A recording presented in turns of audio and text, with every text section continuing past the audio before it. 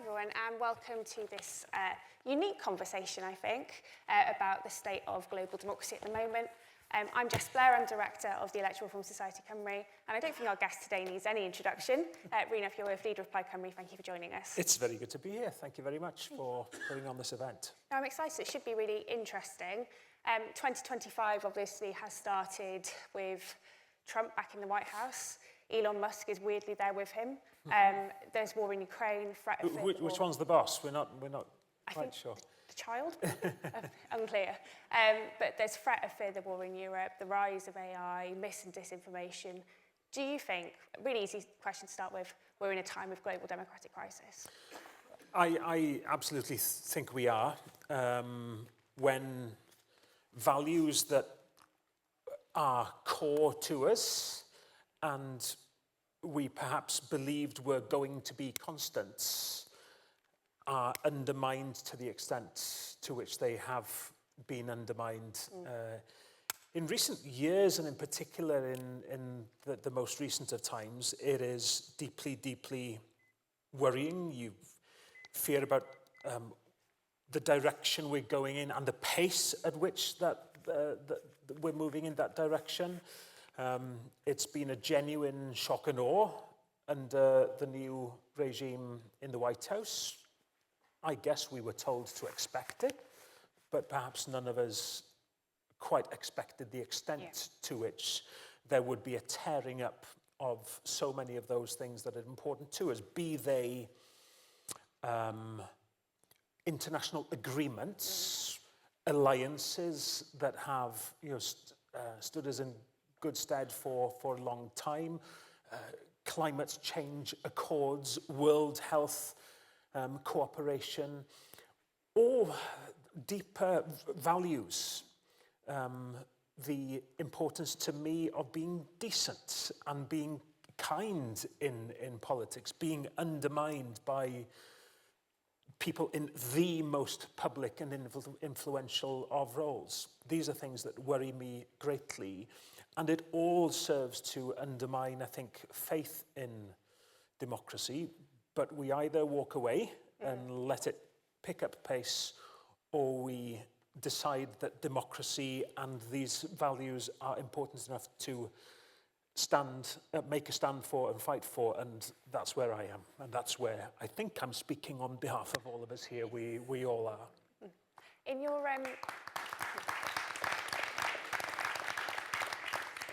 In your speech yesterday, you mentioned this wave of disinformation, and at the moment that feels a little bit remote. You've got the aforementioned Elon Musk taking over Twitter X. You've got Mark Zuckerberg in January saying that Meta would no longer be using third-party fact-checkers, I think due to bias. I think that's an interesting one for me. This all feels like it's maybe happening on American soil, but what do you think the impact will be on UK elections, particularly the Senedd election next year in Wales? Oh, I don't think of this for 1 second as being that's happening in America only. Much of it is being controlled from America. Yeah. Maybe that's another issue, of course, and having all those tech leaders getting behind Tony Blair, what did I say, Tony Blair? Donald Trump's presidency in the way that they have, to varying degrees, some explicitly supporting and others just kind of giving up and deciding that they have no option but to play along with it. It's being run from there, but it's affecting us. We've seen it on our social media here in particular. I've probably been on Twitter now it'll be coming up to 16 years. I think it's 2009 I signed up to Twitter, and Twitter was a really valuable place. It felt like a pretty safe place to be, an interesting place to be at times, for sharing ideas, for testing out ideas, to see what your opponents thought. I mean, these places are, cesspits now where people have a license, because Trump can say it, so can I, to take politics and political discourse, if you can even call it that now, to really, really dark places. So you have to ask, where does that discourse take place? And misinformation and lying is the norm. Truth Social is the most ironic name ever, isn't it? probably, for any kind of information sharing platform. That's Donald Trump's own version of Twitter to all intents and purposes. And it really worries me. And in particular for a smaller party like us, that's been dependent on taking our message out more directly to people, in our 100 years of existence, and knocking on doors and having conversations with people. Money talks now more than ever too, through these platforms. We can't match that kind of money. I do ask people, please put your hands in your pockets as much as you can to help us at least try to use our place on those platforms as effectively as we can, but we can't compete with it. And coming into an election next year when you will be up against the might of Elon Musk's spending power, he won't know there's an election in Wales, but his algorithms will. No, absolutely. And I think the thing that worries me is that we are, in Wales at least, taking steps to address some of this. So there's been conversations in the Senate at the moment around deception, those kind of measures, but they all seem to be fighting against this kind of global tide. This kind of big kind of unseeable force that really is going to actually affect the discourse next year, I think. I wanted to come on to UK politics a bit more and think about trust. The National Centre for Social Research found last year that 45% of people in Britain almost never trust any government, not depending on their political party, to put the needs of the nation above their own party. That's gone up massively since the pandemic. I think 22% since then. I have got notes, so I'm trying not to look at them. I think we can all think of a few reasons why this might be. I'm interested in your kind of take on it and really why trust in the UK is so much worse than other nations. It's something that I've always taken an interest in, not just as a politician myself, but as a journalist beforehand. We always used to spend a lot of time looking at the question of voter engagement. We wanted to play our part as journalists in engaging people with the democratic process. I took very seriously my role as a journalist in encouraging engagement with democracy, boosting democracy itself in doing so. And it's something that is of concern to me now as an elected politician myself, who wants people to listen to things I say and believe that I'm saying them because I mean them. And I do, by the way. But you know that there is has been a growing cohort of people who do believe that we're in it for ourselves and we just say whatever we can to win votes. Why has that been becoming more prominent as an attitude towards politics? I think the convergence of the two UK parties in many ways is problematic. I think it's important for people to see clear distinctions between what one party believes and what another does. We all hear it when we canvass, don't we? Da ni'n curo ar ddrysau pobl, a mae pobl yn deud wrthyn ni, da chi gyd yr un fath. Does na ddim gwahaniaeth rhyngthach chi fel pleitiau gwleidyddol, a mi na I drio siarad am pam y mod i yn credu wirioneddol bod yna wahaniaeth rhwng ymhlaid i a be mae pobl yn ei glywed gan bleidiau eraill. Wel, mae o'n broblem os ydy un blaid yn arwain austerity am flynyddoedd. Is it working? There's no translator there. No. There's no translation. Popped off quickly. I'll backtrack a little bit. What did I say? No, where you do have convergence, it's a problem. And we all knock on people's doors and they say, you're all the same, every political party. And I don't believe every political party is the same. I believe my party, and on the question of Wales in particular, an ambition for our nation and the kind of nation that we want to build, I think there's a very distinct offer from Plaid Cymru. But where you have, years of austerity and one party saying, we're going to be the ones that stop the austerity, and then they come in and they offer more austerity, and there doesn't seem to be any difference between them. I think that undermines trust that, the old sort of blue versus red is what it was, that it serves people well, and it opens the door. I talked about this in my speech yesterday. It does open the door to forces on the right of politics who promise disruption, and at a time when an appetite has developed for disruption because they don't believe that the old ways of doing things work. But you mentioned the moves that have been led, and Adam's here on wanting to make it a legal duty on us to tell the truth. Sounds pretty fundamental to me. Let's do it as part of a suite of measures to build confidence in people that we are actually what we say we are. Yeah. Translation is available now. Translation has returned. I dragged one out of the Thank you, Phil, our technical expert in the front here. Diolch o galon. Good timing. One thing that really worried me last year, and I'd be keen to know your thoughts on this too, the general election last June, turnout across the UK was down. Turnout in Wales was the worst of the UK nations. And that isn't a trend that's necessarily carried through previous elections. It feels like quite a new thing. Yep. Why do you think that is overall, and why do you think Wales is worse? Dwi ddim yn gwybod. Mae Ynys Môn yn etholaeth tan rwan, yr etholaeth yn tyfu rwan. Wrth gwrs, mae Ynys Môn wedi bod yn etholaeth lle mae turnout wedi bod yn arbennig o uchel dros y blynyddoedd. A dwi'n cofio nes i ffonio y tîm yn yr cyfri yn Llangefni ar noson yr etholiad llynedd a gofyn be di'r turnout. A ges i'r ffigwr 60%. A mi ddwedes i'n eitha hyderus, wel, na, dydy hwnna ddim yn iawn. Cerwch yn ôl a checio be di'r turnout, ond oedden nhw'n iawn. Oedd Ynys Môn wedi disgyn lawr o 70 i 60% mewn un etholiad. A da ni wedi gweld turnout yn mynd lawr drwy'r 90au a mewn i'r millennium yma. Chydig bach o gynnydd wedi bod, ond wedyn yn y cwimp yma rwan. Pam? Convergence eto, dwi'n credu yn broblem.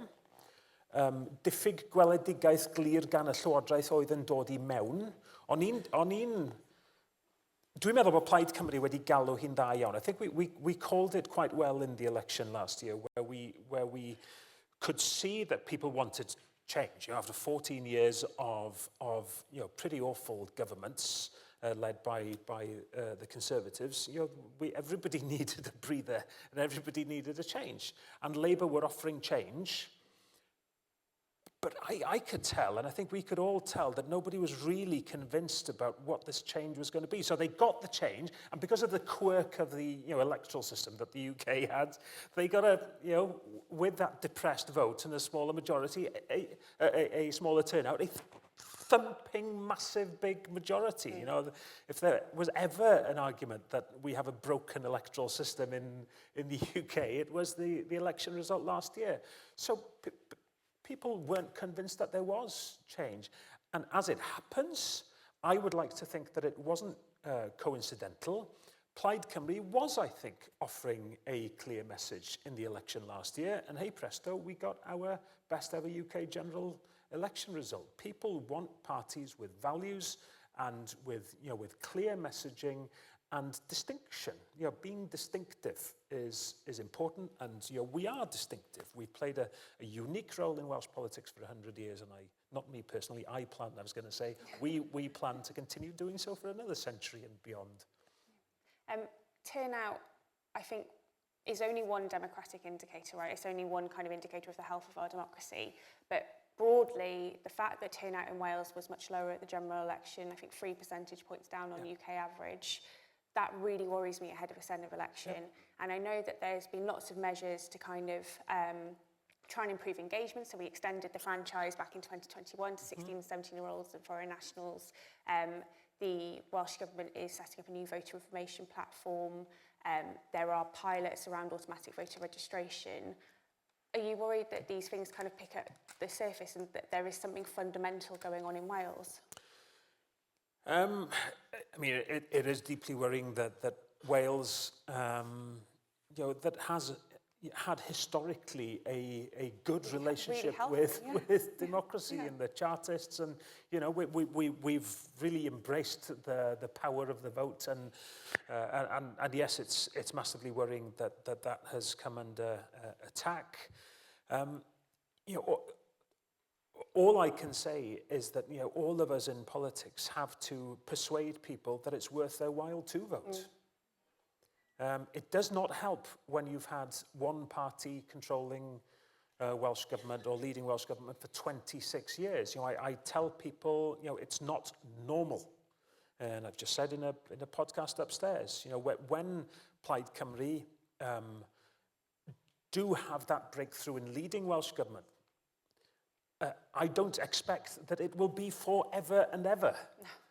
Because that's not normal either. We have to be up to, being challenged and held accountable then when we, in a year's time, hopefully, do have that breakthrough in the Senedd election. But we have to persuade people that it's worth their while to opt for that change. And if they don't believe change is possible, they're less likely to engage with that political process. We have a new electoral system in Wales that we can talk about.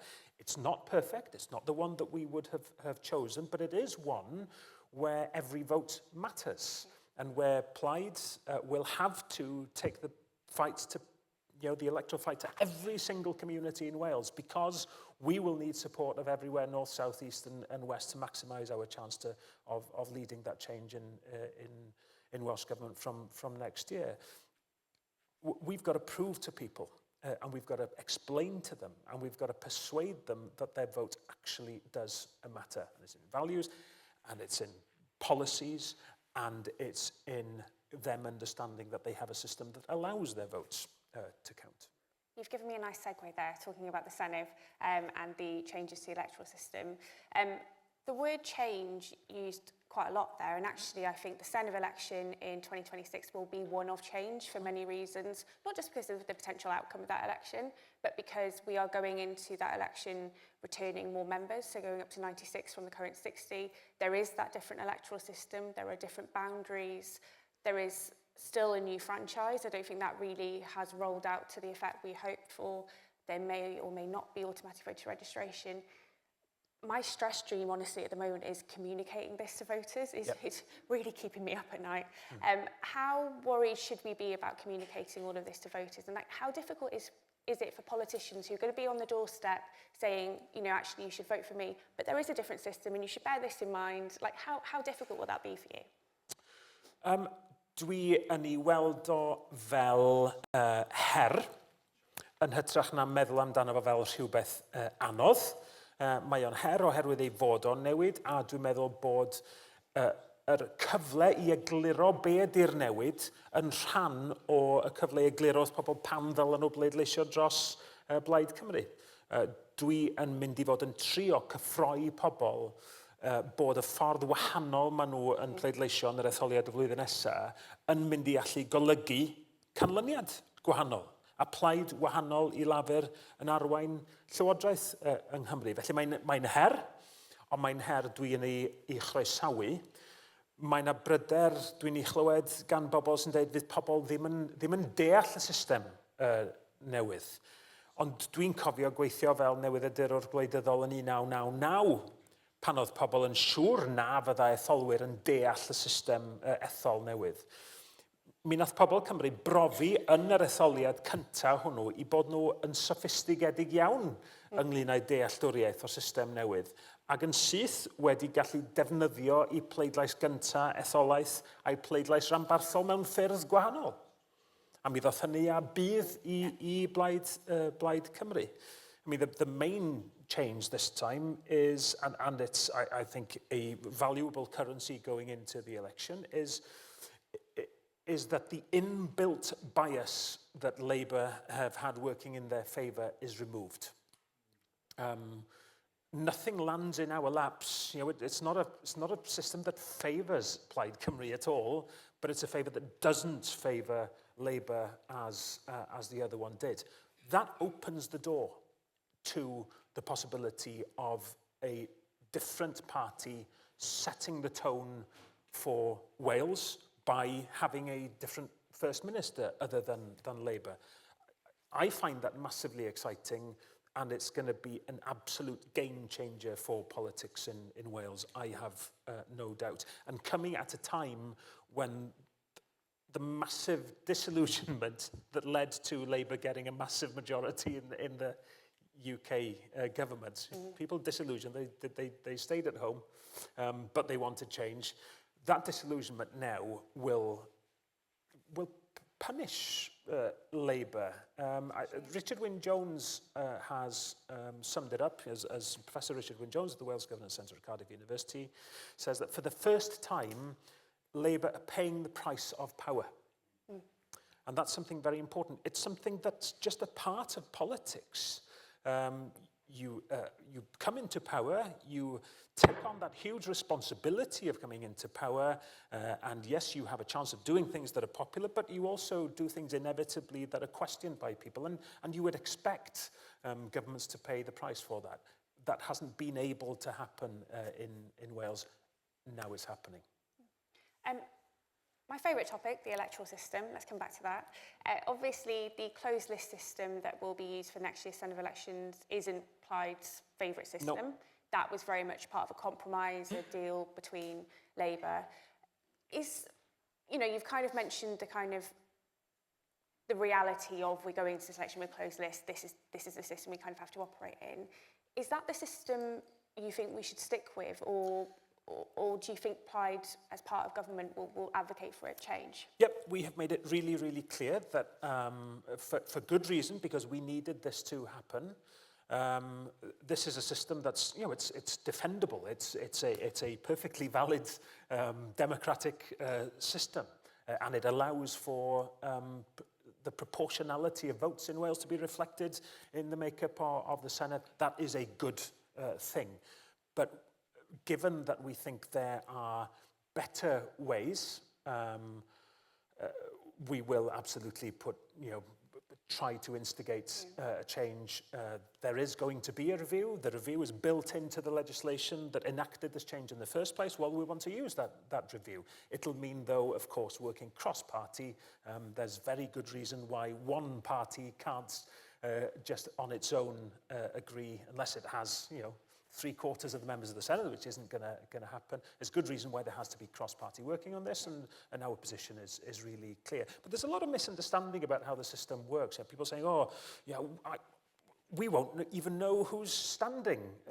People think that closed lists means secret list. They don't. You know exactly who your next Senedd member will be. I often describe myself as having been elected from a closed list of one. It's not the people of Ynys Môn that chose me to be the Plaid Cymru candidate. It was Plaid Cymru that chose me to be the Plaid Cymru candidate in Ynys Môn on a list of one. So it's, we can explain why this is a perfectly valid democratic system, but I do think that there are other means where we can strengthen it.